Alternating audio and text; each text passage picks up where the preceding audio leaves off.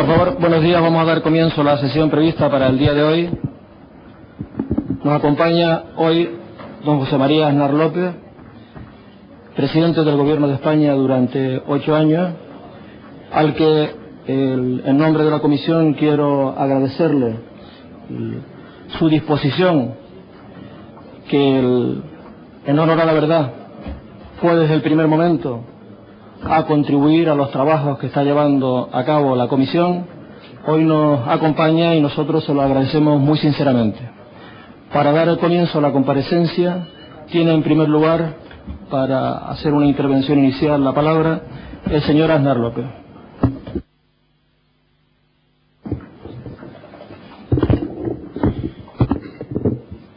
Muchas gracias, señor presidente, señoras y señores comisionados. Cuando el Congreso acordó constituir esta comisión, me dirigí al presidente del Grupo Parlamentario Popular para transmitirle mi plena disposición a comparecer.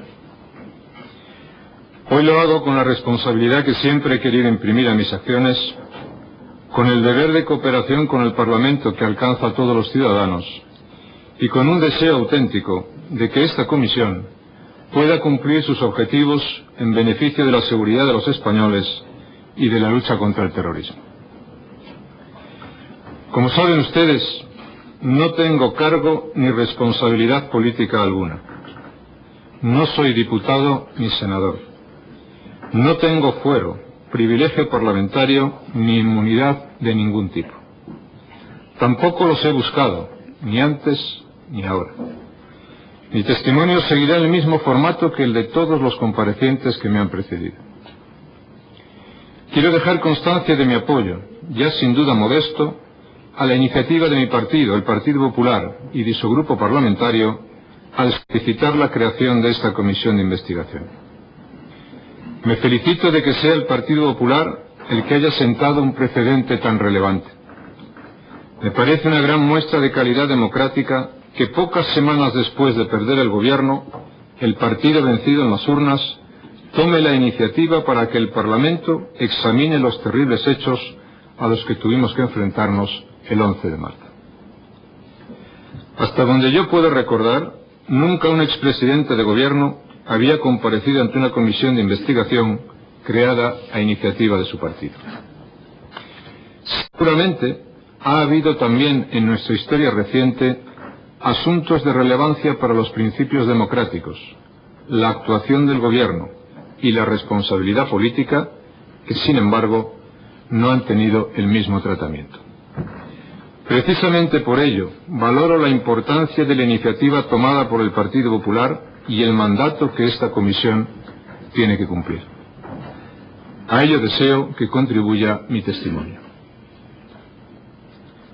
Al comparecer para hablar de los atentados del 11 de marzo, quiero, en el propio inicio de mi intervención, recordar a las víctimas y a sus familias, a todos los que perdieron su vida o su integridad física, a los que han sufrido las consecuencias psicológicas y emocionales de aquella brutalidad, a sus familias que han tenido que afrontar la pérdida injusta de seres queridos.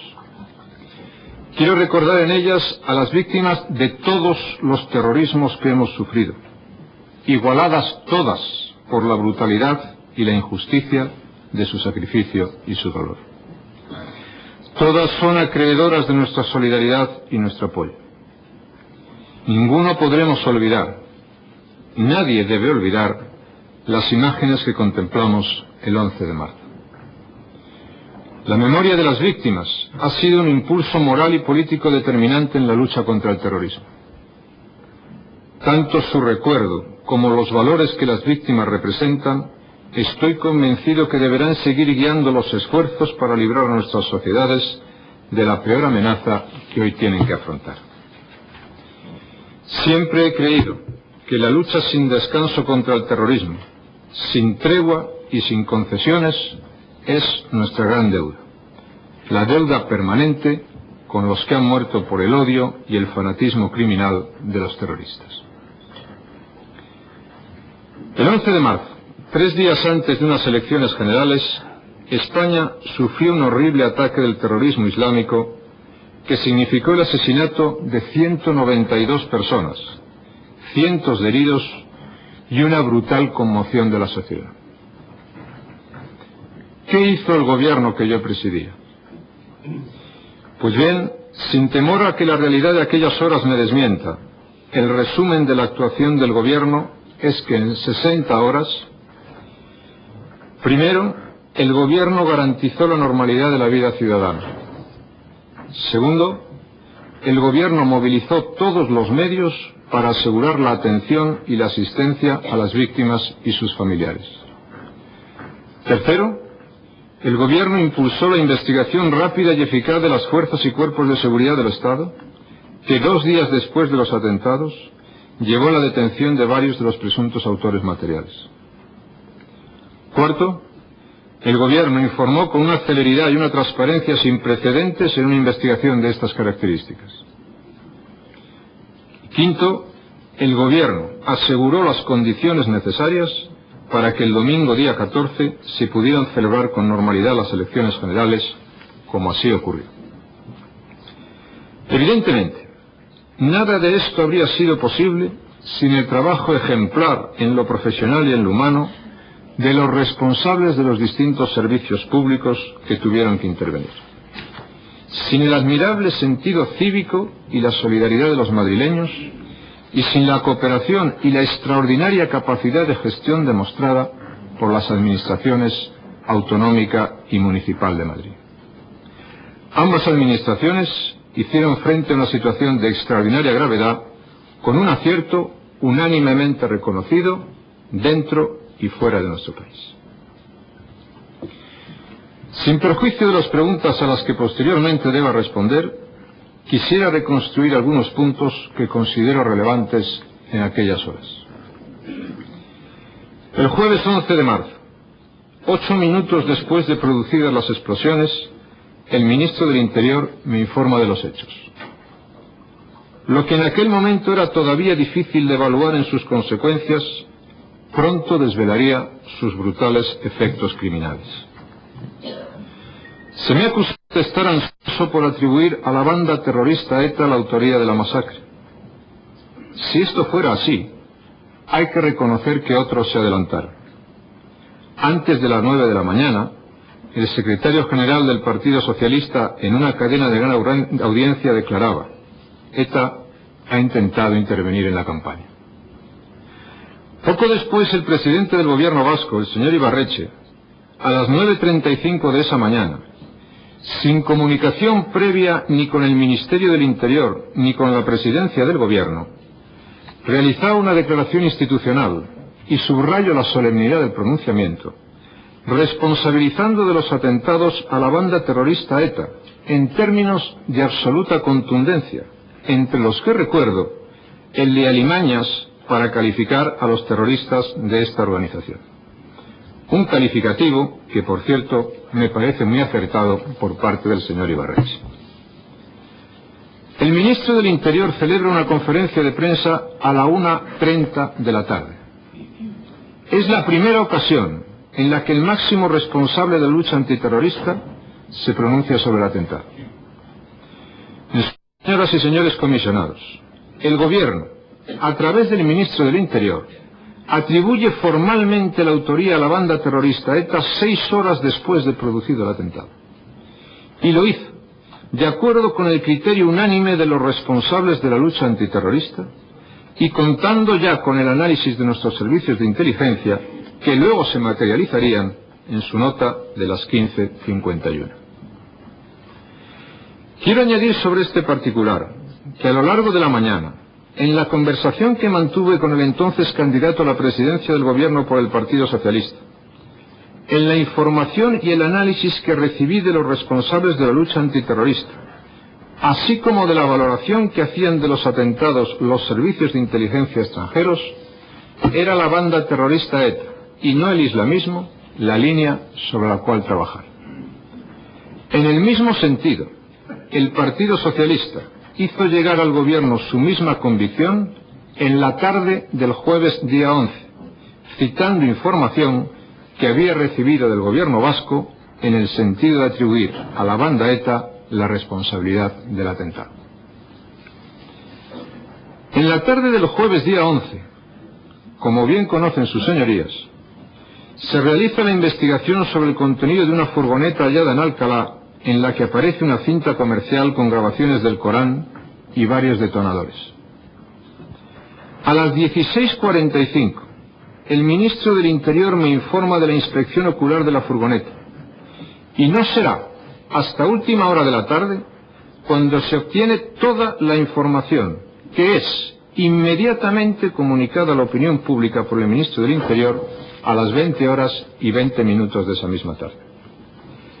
Antes de esa comparecencia, hablé personalmente con el secretario general del Partido Socialista y con directores de medios de comunicación a los que había llamado horas antes. A todos ellos les adelanté la información que luego facilitaría el ministro del Interior, así como mis instrucciones para que se abriera una segunda línea de investigación a partir de los elementos encontrados en el vehículo. En la noche del jueves surgen dos nuevas circunstancias que me parecen significativas a estos efectos. Por un lado, la supuesta reivindicación del atentado que llega al diario Al-Quds Al-Arabi, con sede en Londres, remitido por las brigadas Abu Hafs al-Masri. Creo que sus señorías conocen ya la valoración que dicha reivindicación mereció a nuestros servicios de inteligencia. El Centro Nacional de Inteligencia, coincidiendo con otros servicios extranjeros, no solo ponía en duda la autenticidad del comunicado, sino la existencia misma del grupo que lo remitía y que, por cierto, se hizo también responsable del apagón de Nueva York del verano del 2003. Esta misma noche, el mismo medio de comunicación que a las 20 horas afirmaba tener en su poder las fotografías de los 9 presuntos miembros de ETA, que, cito textualmente, han podido intervenir en este macabro atentado, afirma tener informaciones contrastadas con diversas fuentes, según las cuales, en el primer tren que estalló en Atocha, iba un terrorista suicida. Semejante bulo no era simplemente una información fallida. Se empezaba a fabricar la teoría de la ocultación del gobierno. El dato del supuesto inexistente suicida no era inocente. Como saben sus señorías, la ausencia de suicidas era un dato extraordinariamente significativo para excluir entonces la hipótesis de la autoría islamista. A pesar de los desmentidos inequívocos, a pesar de que a primera hora de la madrugada del viernes 12 de marzo concluyen las 192 autopsias de las víctimas iniciales del atentado, se insiste en la falsa información del suicida inexistente. Es más, se aportan nuevos datos, sórdidos, pero igualmente falsos. Datos que hablan de que una de las víctimas llevaba 3 capas de ropa interior y estaba muy afeitada, una práctica muy habitual entre los comandos suicidas islámicos antes de inmolarse. Y vuelvo a citar textualmente la información ofrecida por el mismo medio de comunicación. No quiero pasar por alto, en relación a este día, 2 cuestiones sobre las que no he querido pronunciarme hasta mi testimonio en esta comisión. La primera se refiere a la convocatoria del llamado gabinete de crisis. Efectivamente convoqué lo que se ha dado en llamar un gabinete de crisis, y es sencillamente absurdo pensar que en una situación como la que se vivió el 11 de marzo, el presidente del gobierno no estaba asistido de los vicepresidentes, de los ministros más directamente afectados, del director del Centro Nacional de Inteligencia y de sus colaboradores más próximos. Sin embargo, no convoqué la comisión delegada del gobierno para situaciones de crisis. Entendí que no era el momento de convocar formalmente un órgano que, entre otras exigencias, requería la presencia física continuada de ministros y altos cargos que deberían dirigir la actuación sobre el terreno de sus departamentos. Por otra parte, ni la continuidad ni la seguridad de la acción de gobierno estaban comprometidas. Los servicios públicos esenciales funcionaban con normalidad. Los servicios de emergencia estaban siendo eficazmente coordinados por el Ministerio del Interior, el Ayuntamiento y la Comunidad Autónoma. Y ninguno de los acuerdos que sometía a aprobación del Consejo de Ministros el día siguiente exigían la formalización previa de una comisión delegada del Gobierno. Por lo tanto, ni había exigencia legal, ni era lo más funcional en aquel preciso momento convocar formalmente a este órgano, cuya intervención, además, no interfiere ni condiciona las facultades de dirección del presidente del Gobierno. Se esté de acuerdo o se discrepe con ella, esa fue mi decisión, que reitero y asumo. El otro asunto, desde luego importante, al que quiero referirme, es la convocatoria del pacto antiterrorista. El pacto nunca se ha reunido como tal en respuesta a un atentado. En las dos conversaciones que mantuve con el entonces candidato del Partido Socialista a la presidencia del Gobierno, no planteó en ningún momento dicha convocatoria, con un criterio acertado, y de hecho, sus declaraciones públicas se refirieron a actuaciones conjuntas de todos los partidos. Así ocurrió en el Congreso con la declaración institucional del día 12, y ese fue el sentido de la convocatoria del Gobierno a la movilización ciudadana que se anunció en la misma mañana del día 11. El Gobierno entendió que en aquellos momentos era su deber facilitar, tomar la iniciativa y garantizar la expresión unitaria del rechazo social y político al terror. Señorías, creo que recordar el Pacto por las Libertades y contra el Terrorismo a propósito de estos días de marzo no debería limitarse a polémicas estériles. Este pacto contiene las claves de la política antiterrorista desarrollada por el Gobierno desde 1996. Ha sido el marco de acuerdo para las iniciativas posteriores en la lucha contra la banda terrorista ETA y sus organizaciones, que hoy más que nunca tengo la satisfacción de haber promovido. Y obliga a no hacer del terrorismo campo de batalla partidista, justamente lo contrario de lo que ya en aquellas horas comenzaba a perfilarse como la estrategia a seguir contra el Gobierno. Señoras y señores comisionados, cuando se tiene la responsabilidad de adoptar decisiones en momentos como los que vivimos el 11 de marzo, ni la información ni el tiempo son ilimitados. Se decide cuando hay que hacerlo y se decide con la información de que se dispone. Nunca he reclamado el don de la perfección y de la infalibilidad. Se podrá disentir de las decisiones que tomamos, pero el Gobierno que tuve el honor de presidir, y yo personalmente como presidente de ese Gobierno, actuamos en todo momento con el objetivo de dar respuesta a una situación de una gravedad extraordinaria, con la máxima eficacia, la mayor atención a las víctimas y el más firme impulso a la acción de las fuerzas y cuerpos de seguridad del Estado para detener a los culpables y esclarecer sus responsabilidades. Y juzgados de acuerdo a estas exigencias, no tengo reserva alguna al afirmar que cumplimos con nuestras obligaciones y asumimos las responsabilidades ante las que nos situaba aquel momento. Y lo afirmo no por arrogancia ni por una autocomplacencia que estaría fuera de lugar ante una masacre como la que sufrimos, sino por el convencimiento profundo y la tranquilidad de conciencia de haber actuado en el mejor interés de los españoles. Permítanme ir al día 12, viernes, para destacar el avance que se produce en la investigación. En las primeras horas de la madrugada concluye la realización de las autopsias, sin indicio alguno de suicidas.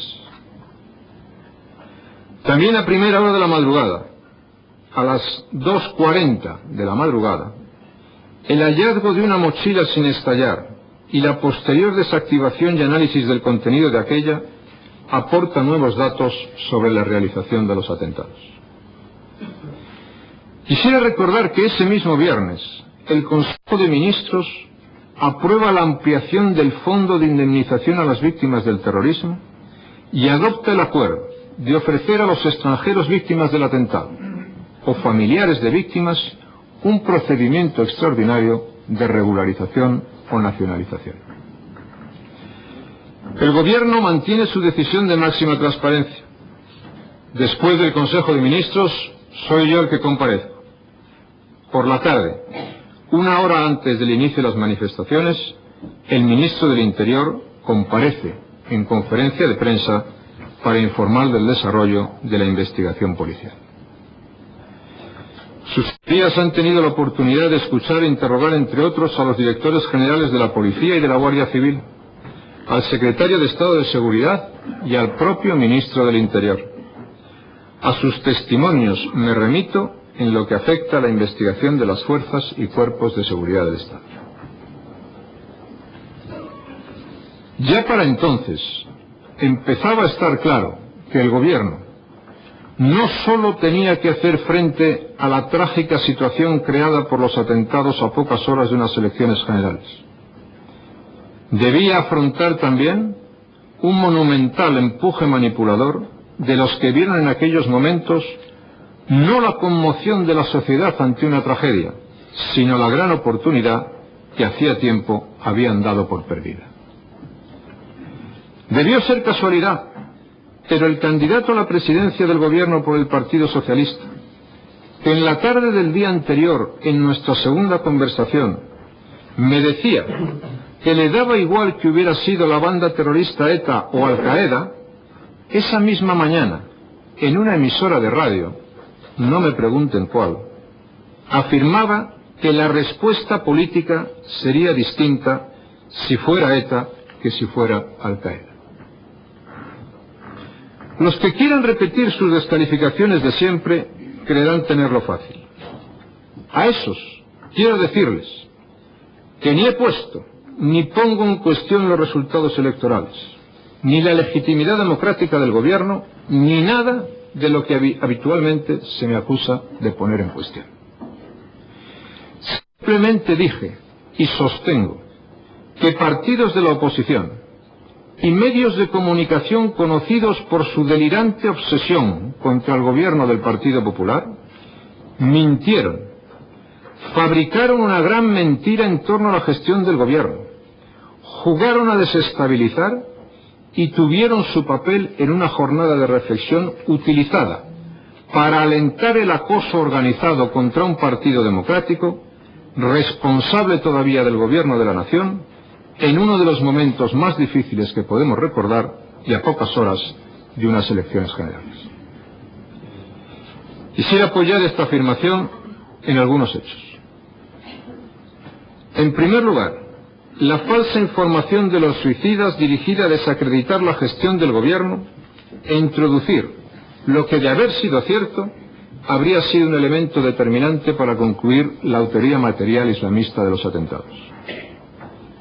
Al gobierno se le acusó de conocer y ocultar desde la mañana del 11 el contenido de la furgoneta aparecida en Alcalá. Acusación falsa. Falsa entonces, y falsa con certificado después de los testimonios producidos en esta comisión. Se propaga el bulo de una dimisión masiva de los responsables policiales en protesta contra el gobierno. De nuevo información falsa, que yo solo puedo entender como un intento de desestabilizar la dirección y la gestión de la lucha antiterrorista en aquel momento. Se fabrica la historia de una supuesta audiencia con Su Majestad el Rey del Ministro del Interior, en la que éste habría sometido a la firma del Rey un decreto de suspensión de las elecciones. Una vez más, un bulo malintencionado dirigido a crear un clima de anormalidad y deslegitimación del gobierno mediante la calumnia y la intoxicación. Se llegó a decir que la Casa Blanca iba a hacer pública la autoría de Al-Qaeda. La Casa Blanca nunca pensó en semejante comunicado. Y a tal grado de deformación llegaron las cosas que cuando se hizo pública la existencia y el contenido del vídeo de reivindicación, un medio de comunicación radiofónico tuvo el desparpajo de anunciar a sus oyentes que ellos ya sabían de la existencia del vídeo desde por la mañana, pero que lo habían callado por responsabilidad.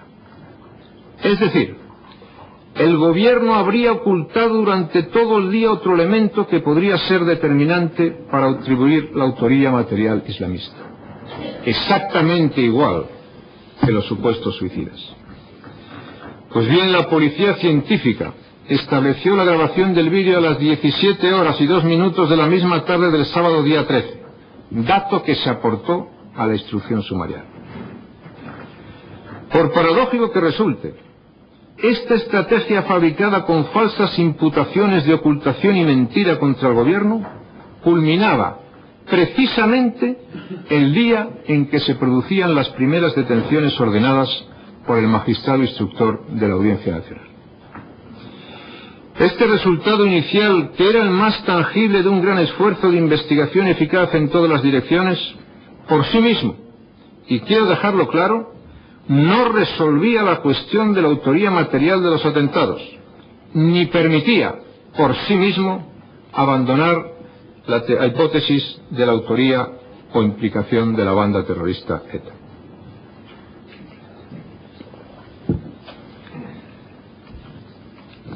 En aquellas horas no hubo muchas satisfacciones, pero fue una satisfacción comprobar que los españoles pudieron hacer lo que los terroristas de todo signo han querido impedir. Los españoles votaron, con el recuerdo vivo de la tragedia, con el dolor que habían contemplado en las víctimas y en sus familias, pero los españoles votaron. Señores y señores comisionados, parece que de la mentira hemos pasado a la imprevisión del gobierno como tema de interés. Y quisiera hacer algunas consideraciones al respecto. Quiero criticar mi insistencia en afirmar que todos los terrorismos son iguales. Lo creo sinceramente. Y por ello en el periodo de gobierno del Partido Popular mantuvimos siempre la iniciativa para fortalecer la cooperación internacional y la lucha conjunta y solidaria contra el terrorismo. Insistimos, y yo personalmente en mayor medida como presidente del gobierno, en la existencia de una grave amenaza, la del terrorismo islámico, de la que en ningún caso podíamos sentirnos a cubierto.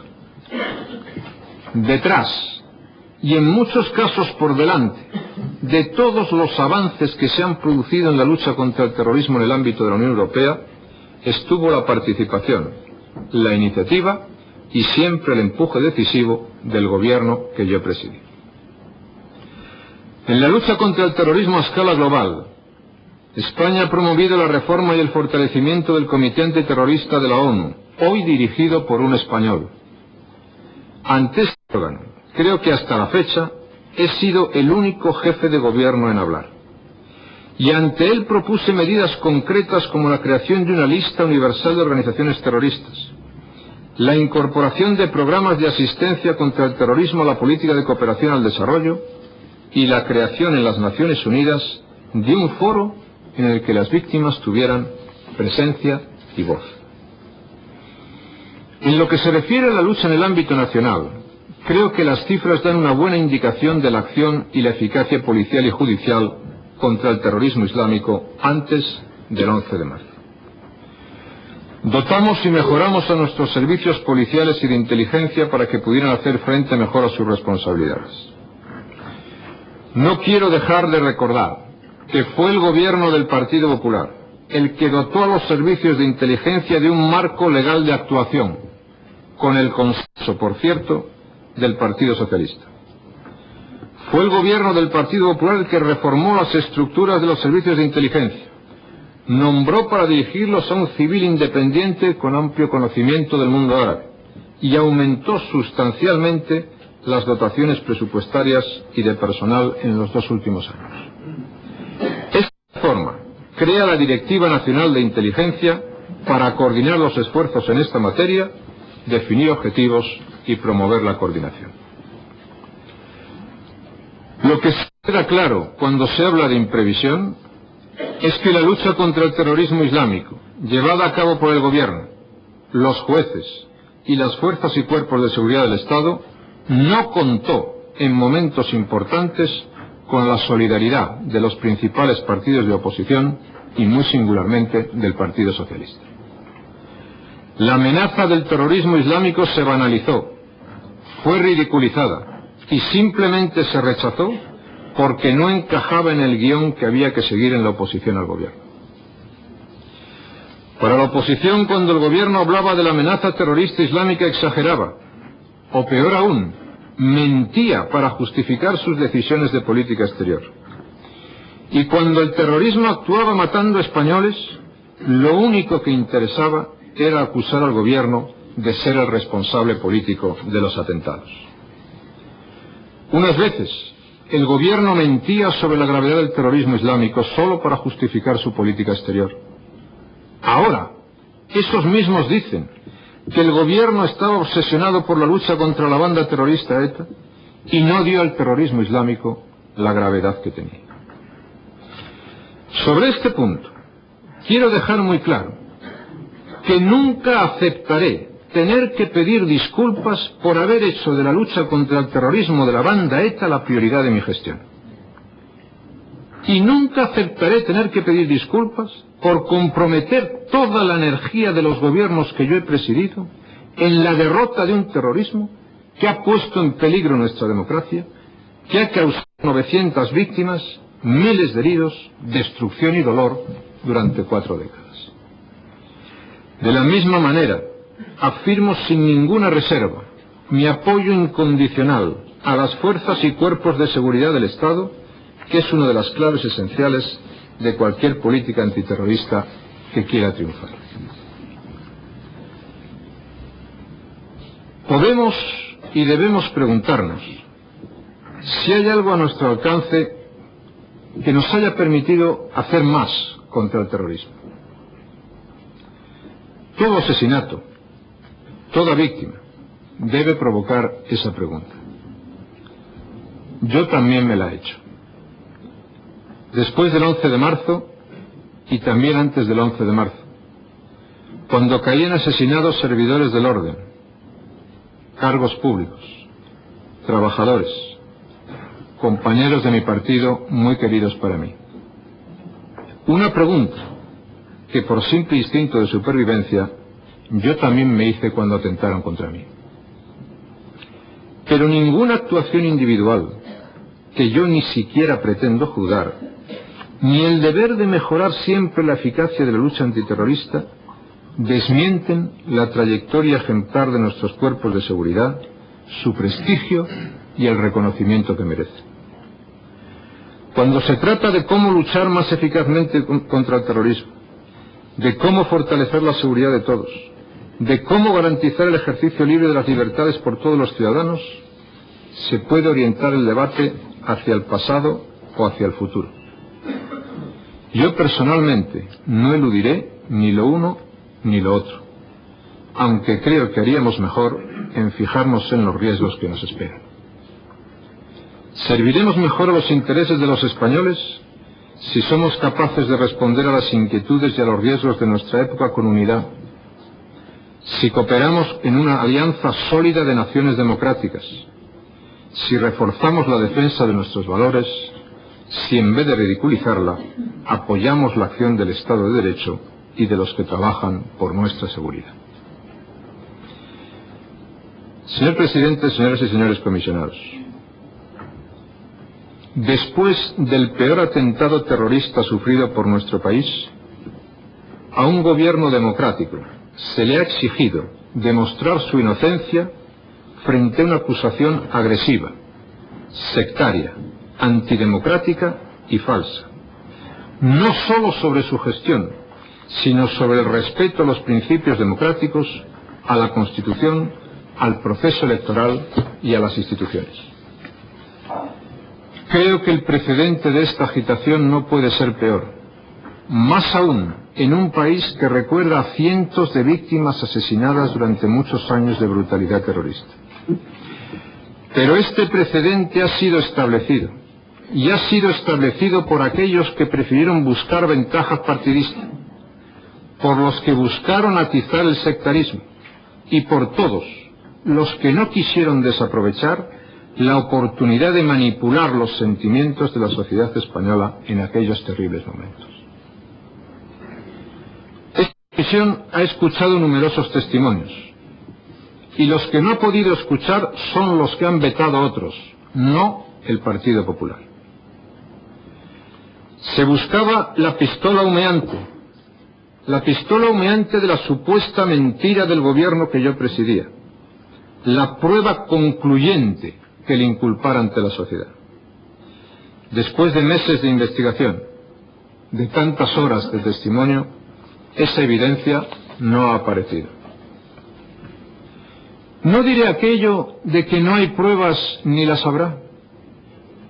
Mi tranquilidad de conciencia no radica en la habilidad para ocultar pruebas, ni en la resistencia de los silencios cómplices, sino en que dijimos la verdad de lo que sabíamos, que fueron otros los que mintieron y mintieron con contumacia, intoxicaron y dieron cobertura a una gravísima alteración de las reglas del juego electoral en la tarde del día 13. Emplazo a que alguien en algún lugar cite una sola investigación policial en la que el gobierno haya proporcionado tanta información, con tanta inmediatez y tanto detalle, incluso contra el criterio y a veces contra la petición expresa de los responsables de la investigación. Una actitud que desde luego resiste bien la comparación con la opacidad y el silencio que después ha caído sobre la investigación de los atentados y sus implicaciones. La prudencia, que deja de ser una virtud del gobernante y se convierte en coartada para olvidar aquellas exigencias apremiantes de información que se lanzaban contra el gobierno. Los ciudadanos, señoras y señores comisionados, tienen que volver a enterarse por los periódicos de cosas que deberían saber por los responsables del gobierno. Y sin embargo, la verdad tiene que abrirse paso. Toda la verdad. La verdad sobre las relaciones entre terroristas islámicos y no islámicos. Una relación hasta hace poco descartada como inverosímil y ahora demostrada como un hecho incontestable. La verdad de todas las implicaciones de la trama que facilitó los explosivos a los terroristas del 11 de marzo. La verdad de cuándo y por qué se empezaron a preparar unos atentados de los que se quiso hacer responsable al gobierno, como un año antes se hizo con el atentado de Casablanca. La verdad de cuándo, por qué y quién elige el 11 de marzo para que el terror irrumpa en un proceso electoral. La verdad, en definitiva, de la amenaza, de toda la amenaza a la que nos enfrentamos. La verdad, sin reservas para buscarla, sin miedo a descubrirla, sin obstáculos para alcanzarla y sin ocultación para conocerla. Muchas gracias, señor presidente.